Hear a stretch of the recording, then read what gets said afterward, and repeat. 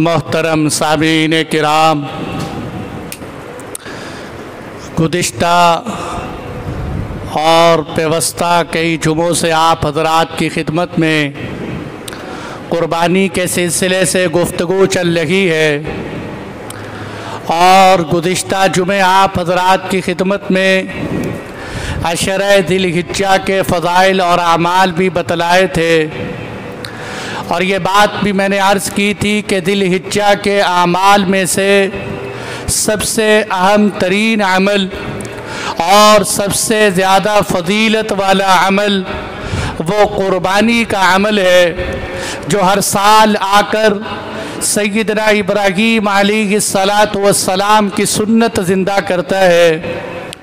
मेरे दोस्तों, क़ुरबानी के फ़ज़ाइल और वाक़यात अल्हम्दुलिल्लाह आप हज़रात के सामने आ चुके, लेकिन क़ुरबानी के हवाले से चंद कोताहियाँ या चंद गलतियाँ जो हमारे अंदर लाइल्मी की बिना पर पाई जाती हैं, मुनासिब समझता हूँ कि आज के इस नशिस्त में आप हज़रात के सामने उस हवाले से कुछ वजाहत करूँ।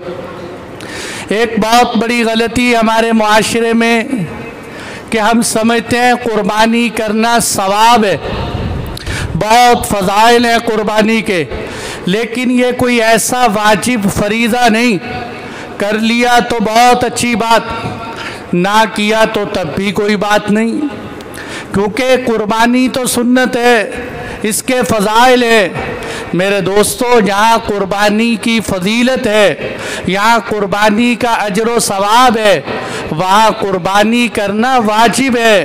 क़ुरबानी को छोड़ने वाला गुनाहगार होता है।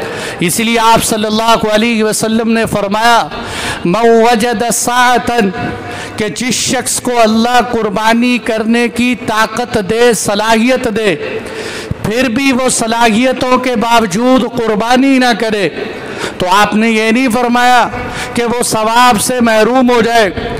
आपने फरमाया ऐसे शख्स को हमारी ईदगाह में करीब भी नहीं आना चाहिए, ऐसे शख्स को हमारी ईदगाह के करीब नहीं आना चाहिए।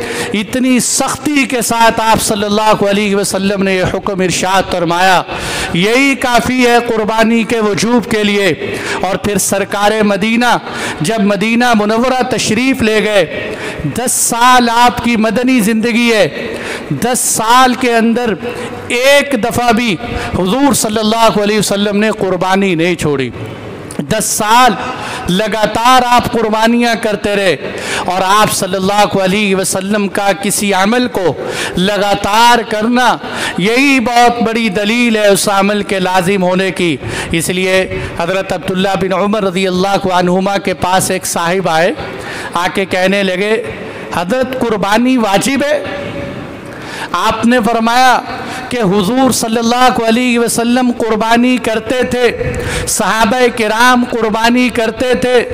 उसने फिर सवाल कर दिया, उसने कहा हज़रत क़ुरबानी वाजिब है? आपने फरमाया क्या तेरे अंदर अक्ल नहीं, क्या तुझे समझ बूझ नहीं है कि मैं ये तुम्हें कह रहा हूँ कि हुजूर क़ुरबानी करते थे, सहाबाए किराम क़ुरबानी करते थे। जब हुजूर क़ुरबानी कर रहे हैं, सहाबा क़ुरबानी कर रहे हैं, तो अब वजूब का सवाल कैसे हो सकता है? क़ुरबानी वाजिब। इसलिए मेरे दोस्तों, हमारे मुआशरे में बहुत सा तबका ऐसा है कि जो अपने आप को हर वक्त गरीब समझते हैं और जिनको अल्लाह ने सलाहियतें इस्तेदादें दी हैं, लेकिन उसके बावजूद क़ुरबानी नहीं करते। उनको क़ुरबानी का वक़्त आने से पहले पहले फ़िक्र करनी चाहिए। और ये बात भी बतलाता चलूँ, अगर क़ुरबानी का टाइम चला जाए तो क़ुरबानी के बदल कोई चीज़ नहीं है कि इंसान साल में कहे मैं इस्तिग़फ़ार कर लूँ, तौबा कर लूँ, मैं इसकी जगह एक और क़ुरबानी दे दूँ। क़ुरबानी का बदल कोई चीज़ नहीं है। यहाँ तक कि अगर 20,000 रुपये में क़ुरबानी होती थी, क़ुरबानी के बाद आपने उतने पैसे सदका कर दिए, तब भी क़ुरबानी की तरफ से वजूब अदा नहीं होगा। इसलिए अल्लाह ताला ने बहुत बड़ा हुक्म और ख़ास 3 दिनों के अंदर रखा है। इसलिए मेरे दोस्तों ये बात समझने की है। मैं भी बतलाता हूँ कि ये देखने कि कुर्बानी हम में से किस पर वाजिब, क्योंकि बहुत से घर ऐसे भी मिलते हैं कि जहाँ पूरी फैमिली की तरफ से एक बकरा ज़िबा कर दिया और सारे घर वाले खुश हैं, अल्हम्दुलिल्लाह जी हमने एक बकरा ज़िबा कर दिया।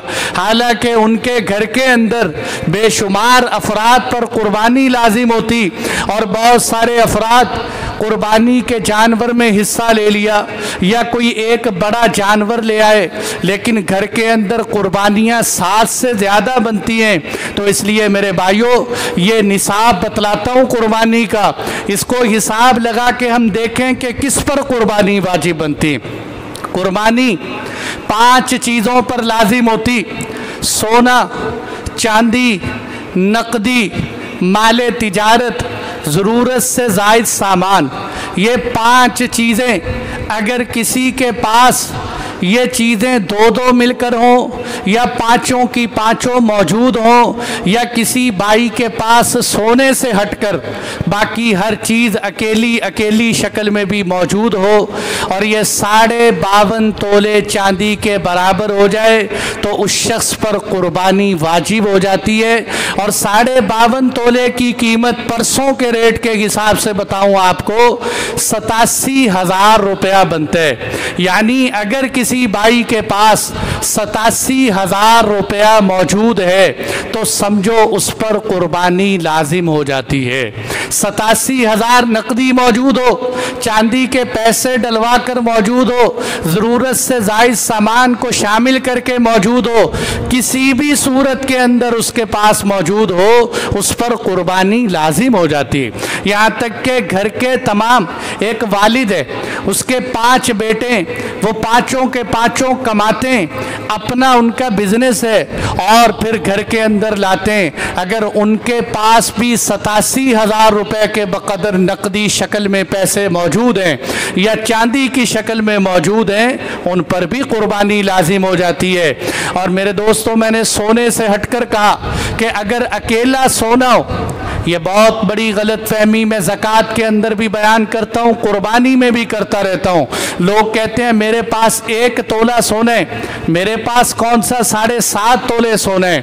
7.5 तोले सोने का निसाब उस वक़्त चलता है जब किसी के पास सिर्फ और सिर्फ सोना हो और कोई चीज़ ना हो, न चांदी हो, न नकदी हो, न माले तिजारत हो, न ज़रूरत से ज़ायद सामान हो। अब शरीयत कहती है कि 7.5 तोले सोना हो, और ऐसा कम ही होता है कि किसी के पास सोना हो पैसे ना हो। इसलिए सोने का हिसाब नहीं, चांदी का हिसाब लगाइए। और दूसरी बात ये जो मैंने कहा कि ज़रूरत से ज़ायद सामान हो। ज़रूरत से ज़ायद का मतलब क्या है? देखें, ऐसा सामान जो इंसान की ज़िंदगी से वाबस्ता हो या इंसान की इज़्ज़त व आबरू से वाबस्ता हो, उसको शरीयत ज़रूरत में शामिल करती। जैसे रहने का घर से, खाने पीने का सामान, सादो सामान, असबाब, कारोबारी लोगों के कारोबारी असबाब, ये सब ज़रूरत के अंदर दाखिल। और बाज़ दफ़ा कोई चीज़ें ऐसी होती हैं कि फ़िलहाल तो ज़रूरत होती लेकिन मुस्तक़बिल में नहीं होती, या कभी कभार ज़रूरत पड़ती है कभी नहीं पड़ती, उसको भी फ़ुक़हा ने ज़रूरत में शामिल किया है। जैसे कोई आदमी एक मकान जो है वो गर्म इलाकों में ले लेते हैं और एक मकान ठंडे इलाके में ले लेते हैं, गर्मियाँ वहाँ गुजारते हैं, तो ये दोनों मकान उसकी ज़रूरत में शामिल हों। और ज़रूरत की कोई हद नहीं, हर बंदे के हालात के एतबार से अपनी ज़रूरतें होती। हो सकता है किसी भाई की ज़रूरत 1 बाइक से पूरी होती, किसी की ज़रूरत 2 बाइक से पूरी होती। तो हर बंदे की ज़रूरियात के एतबार से जो चीज़ें इस्तेमाल होती हैं वो उसकी ज़रूरत में शामिल। इनसे हटकर वो सामान जो पूरा साल घर में इस्तेमाल नहीं होता, या इनसे हटकर ऐसा सामान जिससे कभी ज़रूरत वाबस्ता नहीं होती, ये ज़रूरत से ज़ायद है, इसको कुर्बानी के निसाब में शामिल किया जाए। अब अगली बात समझने की ये है कि कुर्बानी का जानवर ख़रीदते वक़्त हमें पता हो कि कुर्बानी किन जानवरों की लगती। देखें, 3 किस्म के जानवर या 8 जानवर कह लें, 8 जोड़े जो अल्लाह ने कुरान में बयान फरमाए, व अंज़ल लकुम मिनल अनआमि समानियत अज़वाज, हमने तुम्हारे लिए 8 जोड़े रखे। यहाँ मेरी बात अच्छी तरह तवज्जो से सुनिए, कुर्बानी का मदार हलाल होने पर नहीं। लोग कहते हैं जो भी जानवर हलाल है उसकी कुर्बानी, तो हिरन भी तो हलाल है, हिरन की कुर्बानी नहीं होती। 12 सिंगा हलाल है, 12 सिंगे की कुर्बानी नहीं होती। हर हलाल जानवर की कुर्बानी नहीं, बल्कि कुर्बानी उन जानवरों की होगी जो हमें शरीयत ने बतलाई। और वो 8 जानवर, 8 जानवरों में सबसे पहले आप लगा लें बकरी, बकरा, मादा नर और मादा, इसी तरह भेड़ और दुम्बा वगैरह, ऊंट और ऊंटनी, और इसी तरह गाय, बैल और भैंसा वगैरह, ये सब कुर्बानी का 8 जानवर, 8 हिस्से बनते हैं। इन 8 जानवरों की कुर्बानी लगती। अब बाकी जानवरों पर किसी को कोई इश्काल नहीं, हर एक मानता है कि बकरे की भी लगती है और इसी तरह भेड़ की भी लगती है और इसी तरह जनाब गाय बैल की कुर्बानी भी लगती है। लेकिन हमारे मुआशरे में आज एक बड़ा मसला है, वो कट्टे की कुर्बानी, भैंसे की कुर्बानी। बहुत से लोग पूछते हैं, बार बार कॉल आती है कि जी भैंस की कुर्बानी या कट्टे की कुर्बानी बताओ कुरान और हदीस में कहाँ है। तो मेरे दोस्तों, चंद बातें समझने की हैं। इख्तिलाफात से बालातर होके हमारा उन लोगों से कोई इख्तिलाफ नहीं जो ये कहते हैं कट्टे की कुर्बानी नहीं होती। ठीक है, वो उनका अपना मौक़िफ़ है अपनी जगह पर, लेकिन बहुत से लोगों को ये कहना कि जो कट्टे की कुर्बानी करते हैं उनकी कुर्बानी होती ही नहीं, हमें इस बात से इख्तिलाफ। देखें मेरे दोस्तों, पहली बात समझने की है कि दलाइल 2 नहीं है, दलाइल 4। शरीयत के दलाइल 4 होते हैं। कुरान, अगर सबसे पहले कुरान से मसला हल हो जाए बड़ी अच्छी बात, कुरान से हल ना हो हदीस की तरफ, हदीस से मसला हल हो जाए बड़ी अच्छी बात।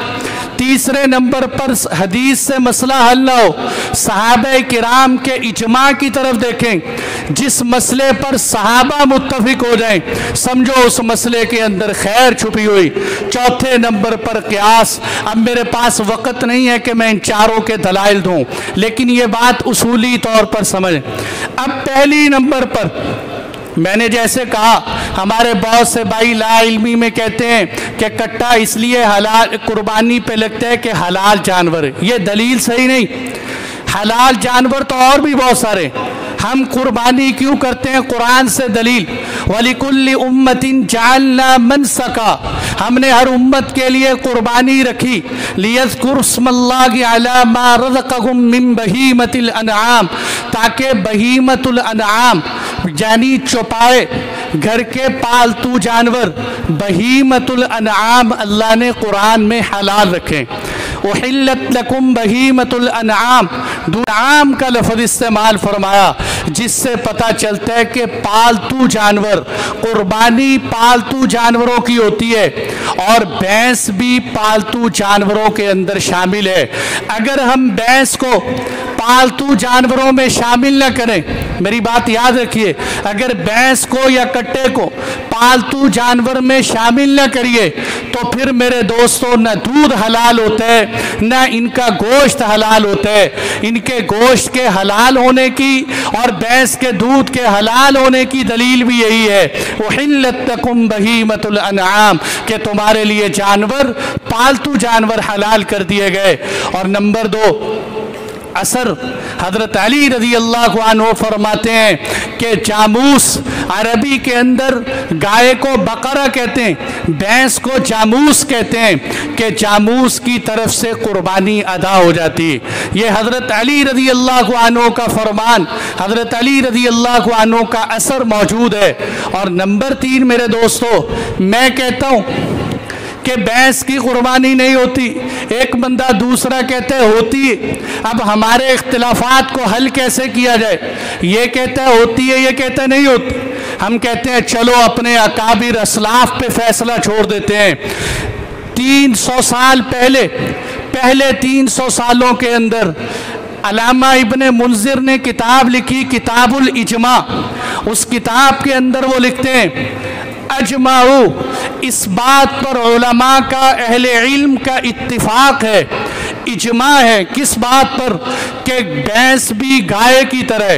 वो अब फरमाते हैं इस पर इजमा हो चुका, तो किताबुल्लाह भी आ गई, असर भी आ गया और इजमा भी आ गया। सुफियान सौरी ने मुसन्निफ इब्ने शैबा में आपका कौल मौजूद है कि भैंस गाय की तरह है, और हज़रत हसन बसरी का कौल मुसन्निफ अब्दुल रज़्ज़ाक़ में मौजूद है कि भैंस गाय की तरह है। हज़रत उमर बिन अब्दुल अजीज़ रहमतुल्लाह अलैह का फैसला मौजूद है कि भैंस के अंदर ज़कात देनी हो तो जिस तरह गाय की ज़कात निकालते हैं इसी तरह भैंस की ज़कात निकालेंगे। हज़रत उमर बिन अब्दुल अजीज़ का फतवा मौजूद है। और अल मज़ाहिबुल अरबा, जिसमें चारों मजहब के मसाइल मौजूद हैं, उसके अंदर ये बात लिखी हुई है कि जिस तरह गाय की तरफ से कुर्बानी होती है इसी तरह भैंस की तरफ से, भैंसे की तरफ से भी कुर्बानी होती है। तो मेरे दोस्तों, ये फैसला मेरा नहीं, ये उन उलमाए किराम का फैसला है, उन सलफ का फैसला है कि जिन्होंने भैंसे की और कट्टे की कुर्बानी को जायज़ कहा है। और उन्होंने कहा है कि जिस तरह गाय, इसी तरह गाय के साथ ये भी शामिल है, इसकी भी कुर्बानी दुरुस्त है। इसलिए ये शुबा पैदा करना, ये वहम पैदा करना कि इसकी कुर्बानी होती नहीं, अब बहुत सारे लोगों ने इससे हटकर एक और जुमला इस्तेमाल करना शुरू कर दिया कि चलो बेहतर है जी, बेहतर है कट्टा ना करो, इसमें इख्तिलाफ है। भाई इख्तिलाफ किसका है? अगर मेरे और तेरा इख्तिलाफ है इसकी क्या हैसियत? इख्तिलाफ तो उन उलमा की लड़ी में दिखाओ। और जो लोग ये कहते हैं हदीस में वाज़े बात दिखाई जाए कि जो है कट्टे की कुर्बानी कहाँ लिखी हुई, तो मेरी दर्दमंदाना गुजारिश है उन हजरात से कि अगर हम ये दिखा नहीं सकते कि कहाँ कुर्बानी लिखी हुई, तो मेरे दोस्तों वो भी दिखा नहीं सकते कि कुरान और हदीस में कहाँ इससे मना किया गया। इसलिए कि रसूलुल्लाह सल्लल्लाहु अलैहि वसल्लम के ज़माने में जामूस भैंस का तस्वुर ही नहीं था, तो उसकी हदीस में तशरीह कहाँ से आई? इसलिए एक बात ये याद रखने की। दूसरी बात कि जिस तरह मैंने बतलाया कि इन जानवरों की कुर्बानी हो सकती, इसी तरह अहादीस के अंदर कितनी जानवर की कितनी एज हो, कितनी उम्र का जानवर कुर्बानी पे लगेगा, तो अहादीस का अगर मुताला किया जाए 3 तरह के तलफ़ुज़ मिलते हैं। एक मिलता है सनिया, एक मिलता है अलजिज़ा, और इसी तरह एक लफ्ज़ मिलता है मुसिन्ना। ये 3 किस्म के लफ्ज़ हमें अहादीस से मिलते हैं। मुसिन्ना कहते हैं, उलमा ने इन बातों पर गौर व फिक्र किया तो इस नतीजे पर निकले कि छोटा जानवर यानी बकरा, बकरी, दुम्बा, भेड़ वगैरह 1 साल के हो जाएं, और बड़े जानवर गाय, बैल, भैंसा वगैरह 2 साल की उम्र के हो जाएं। ऊंट और ऊंटनी ये 5 साल की उम्र के हो जाएं, इनकी कुर्बानी लगे। बाज़ लोगों ने मुसिन्ना का तर्जुमा 2 दांत वाला भी किया, यानी जिस जानवर के सामने के 2 दांत दूध वाले निकल जाएं, जिसको हम दोंदा कहते हैं। ये बहुत फ़ोन आते हैं कसरत से, मौली साहब एक जानवर खड़ा है, उसकी उम्र पूरी हो चुकी है, वो दोंदा नहीं है, खीरा है, ये मसला मैं हल कर दूं। बहुत सारे उलमा ने मुसिन्ना का तर्जुमा 2 दांत वाला किया है, तो उनके मुताबिक ये है कि 2 दांत वाले की कुर्बानी यानी दोंदे जानवर की कुर्बानी होनी चाहिए। ये मसला बड़ी अच्छे तरीके से हल होता है कि दोनों उलमा अपनी जगह पर सही। असल बात तो उम्र है जानवर की, कि अगर जानवर की 1 साल की उम्र हो जाए, 2 साल की हो जाए, 5 साल की, तो कुर्बानी लग जाए।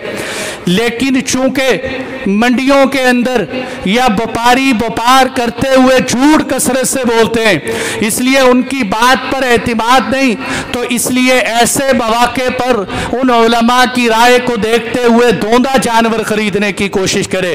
और वो जानवर जो आपके घर का पला पड़ा है या आपके मोहल्ले में पड़ा पड़ा है, आपको एक आदमी बताता है, आपको पता है कि ये सच्चा आदमी है, बज़ाहिर झूठ नहीं बोलता, आप उसकी बात पर एतमाद करते हुए अगर जानवर खरीद लें चाहे उसकी उम्र पूरी हो, चाहे वो दौंदा हो चाहे दौंदा ना हो, बस उम्र का पूरा होना ज़रूरी।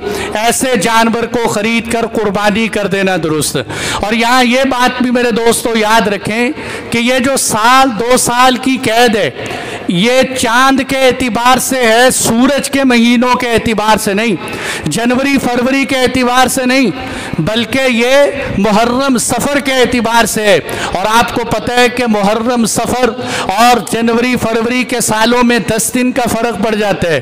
तो लिहाजा असल बात क्या है कि अगर कुर्बानी के दिन से, मतलब तीसरा दिन है कुर्बानी का, तीसरे दिन जोहर की नमाज से पहले एक जानवर बच्चे दे देते हैं, तो अगले साल आप तीसरे दिन कुर्बानी के जोहर की नमाज के बाद उस जानवर की कुर्बानी कर सकते हैं। यह आसान सी बात।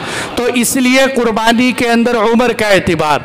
और अगली बात समझने की यह है मेरे दोस्तों कि जानवरों में बकरी के अंदर सिर्फ एक ही हिस्सा, छोटे जानवरों के अंदर सिर्फ एक हिस्सा, उससे ऊपर गाय बैल की तरफ से 7 हिस्से, ऊंट की तरफ से भी 7 हिस्से। बहुत सारे लोग कहते हैं ऊंट बड़ा होता है और ये जानवर छोटे होते हैं, लिहाजा ऊंट की तरफ से 10 हिस्से डालने चाहिए। ऊंट की तरफ से 10 हिस्से नहीं, ऊंट पर भी 7 ही हिस्से होते हैं। और ये सही मुस्लिम की हदीस है कि सुलह हुदैबिया के मौके पर आप सल्लल्लाहु अलैहि वसल्लम ने गाय में भी 7 कुर्बानियाँ की और ऊंट में भी 7 कुर्बानियाँ की। और इसी तरह सही मुस्लिम के अलावा सुनन नबी दाऊद की हदीस है, अल बकरतु अन सबअतिन वल जज़ूर अन सबअतिन, गाय 7 की तरफ से, ऊंट भी 7 की तरफ से।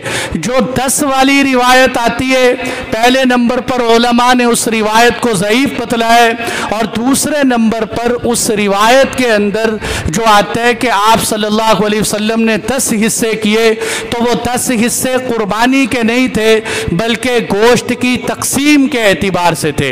इसलिए ऊंट में 7 हिस्से और गाय बैल में भी 7 हिस्से, छोटे जानवर में 1 हिस्सा। लेकिन यहाँ ये बात समझने की है, 7 का मतलब ये नहीं है कि 7 अफराद का होना ज़रूरी। 7 हिस्सों का मतलब ये होता है कि किसी भी फर्द का हिस्सा एक हिस्से से कम ना हो। जैसे 70,000 में हमने एक जानवर खरीद दिया, अब 10,000 फी बंदे का हिस्सा बनता है। अब कोई आदमी कहे कि भाई मैं तो 10,000 नहीं डालता, मैं 7,000 में हिस्सा डालूं, तो इसकी कुर्बानी अदा नहीं होगी, क्योंकि एक हिस्सा कम अज कम होना ज़रूरी। तो 7 का मतलब ये होता है, वरना कोई 2 मिलकर बैल कर लें, कर सकते हैं, कोई 5 अफराद मिलकर करना चाहें तो 5 अफराद कर सकते हैं। 7 का होना ज़रूरी नहीं बल्कि कम अज कम 7वें हिस्से का होना ज़रूरी। ये बात भी समझने की है। और इसी तरह मेरे दोस्तों, जानवर ख़रीदारी करते वक्त कोशिश तो ये करे कि आला से आला, उम्दा से उम्दा जानवर ख़रीदे। इसलिए कि आप सल्लल्लाहु अलैहि वसल्लम के बारे में आता है कि हुजूर नबी अकरम सल्लल्लाहु अलैहि वसल्लम मोटा, ताज़ा और उम्दा किस्म का दुम्बा अल्लाह के रास्ते में ज़बा करते थे। इसलिए अल्लाह के रास्ते में लन तनालुल बिर्र हत्ता तुनफिकू मिम्मा तुहिब्बून, तुम नेकी के कमाल दर्जे को पहुँच ही नहीं सकते उस वक़्त तक जब तक तुम अपना पसंदीदा माल अल्लाह के रास्ते में खर्च ना करो जो हमें पसंद। ये ना हो मरी मुर्गी मुल्ला जी के नाम, अब ये बकरी किसी काम की नहीं, ये जानवर हमारे किसी काम का नहीं, चलो जी इसको कुर्बान कर देते हैं। आला से आला, अच्छी से अच्छी कुर्बानी देनी चाहिए। कुर्बानी के एतबार से अफजल के छोटे जानवरों में बकरी, बकरा, भेड़, दुम्बा वगैरह, इसमें अफजल ये है कि सींगों वाला जानवर। और इसी तरह अफजल ये है कि अगर 2 रंग ब्लैक और वाइट, यानी ब्लैक एंड वाइट, सफ़ेद और काला हो, इसलिए कि आप सल्लल्लाहु अलैहि वसल्लम ने जो कुर्बानी की वो सफ़ेद और काले रंग का जानवर था, तो बहुत ही अफजल सवाब का काम। बड़े जानवरों में अफजल क्या है कि अगर किसी भाई का एक हिस्सा 20,000 का डलता है, 20,000 का मिसाल के तौर पर, और उसको 20,000 में एक बकरा भी मिलता है, ऐसा है नहीं, मिसाल दे रहा हूँ, 20,000 में बकरा भी मिलता है, 20,000 में हिस्सा भी डलता है, तो इस सूरत के अंदर अब उसको एक बकरा अलग लेके करना ये अफजल। और अगर किसी भाई को मिसाल के तौर पर एक बड़ा जानवर और 6 छोटे जानवर बराबर के हो और वो छोटे जानवर कर लेता है लेकिन बड़ा जानवर नहीं करता, तो अफजल इस सूरत में क्या है कि बड़ा जानवर कर दे, क्योंकि उसमें 7 हिस्से होते हैं। इसी तरह अगर हिस्से में और जानवर में कीमत के एतबार से फ़र्क हो, बकरा महंगा आ रहा है जैसा होता है और बड़े जानवर का हिस्सा थोड़े पैसों में डलता है, तो अफजल ये है कि इंसान अलग से जानवर ख़रीद ले, उसमें पैसे डाल दे। तो ख़ुलासा ये है कि जिस जानवर में आपकी कीमत ज़्यादा लगे या जिस जानवर के अंदर आपको गोश्त ज़्यादा हासिल हो गुरबा पे ख़र्च करने के लिए, या जो जानवर देखने के एतबार से खूबसूरत अच्छा जानवर लगता हो, उसकी कुर्बानी खरीदना अफजल। तो अफजल है कि हम इस तरह के जानवर खरीदें और ऐब से पाक हो, सही सालिम, इसलिए कि हज़रत अली रदी अल्लाह अन्हु फरमाते हैं कि रसूलुल्लाह सल्लल्लाहु अलैहि वसल्लम ने हमें हुक्म दिया कि अली जब कुर्बानी का जानवर ख़रीदो तो उसके कान चेक कर लिया करो, उसकी आंखें देख लिया करो। यानी आप सल्लल्लाहु अलैहि वसल्लम ने हमें बतलाया।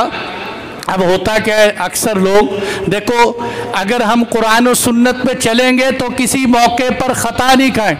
बहुत सारे लोग मंडी से ख़रीदारी ले आते हैं, लाते वहाँ से बैल ख़रीद के घर आके देखते हैं तो वो गाय बन जाती है। और कभी जनाब मंडी से कुछ ख़रीद के लाते हैं, जानवर बड़ा तकड़ा सही सालिम, घर आता है तो वो हड्डियों का ढांचा नज़र आता है। इसलिए जानवर की ख़रीदारी करते वक्त किसी तजर्बाकार माहिर के साथ अच्छी तरह ख़रीदारी करे जानवर की। आपने फरमाया कि अली कान देख लिया करो और इसी तरह आप उसकी जो है आंखें देख लिया करो। मेरे दोस्तों, चंद ऐब है कुर्बानी के अंदर।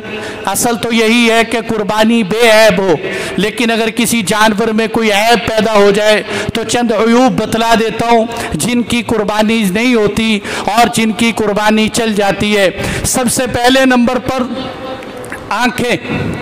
अगर कोई जानवर नबीना बिल्कुल अंधा है, उसको नज़र ही कुछ नहीं आता, या उसकी एक आंख ख़त्म, एक आंख से बिल्कुल नज़र नहीं आता, ऐसे जानवर की कुर्बानी नहीं लगती।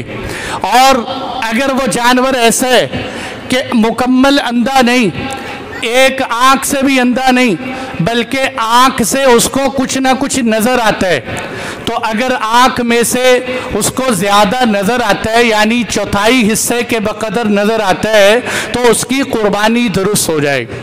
अब बंदा कहे मौली साहब कुर्बानी के जानवर की नज़र कैसे चेक करें? किसी डॉक्टर को चेक करवाएं कि नज़र चेक करो? बहुत आसान, शरीयत ने हर मौके का मसला हल किया है। जानवर की नज़र चेक करने का मसला भी फुक़हा ने हल किया, अल्लाह इनको जज़ाए खैर दे। वो फरमाते हैं कि आप देखो एक जानवर को खड़ा करके, उसी जानवर को बेशक ले लो, उसको दिखाओ, उसकी जो ख़राब आँख है उस पर पट्टी बांध दो, उसको सही आँख से दिखाओ कि वो कहाँ से उसको चारा नज़र आता है, वहाँ निशान लगा लो। अब जो है उस जानवर की आप सही आंख बंद करके ख़राब आंख खोलो और चारा करीब लाना शुरू करो, देखो कहाँ तक जो है जानवर को नज़र आता है। इससे आपको अंदाज़ा हो जाएगा कि जानवर की कितने हिस्से नज़र ख़राब हो चुकी। तो इसलिए ऐसा जानवर के जिसकी नज़र चौथाई हिस्से से भी ज़्यादा चली जाए, उसकी कुर्बानी दुरुस्त नहीं होती। दूसरे नंबर पर कान है। किसी जानवर के कान वो जो है पैदाइशी तौर पर छोटे, उसकी कुर्बानी बिल्कुल सही।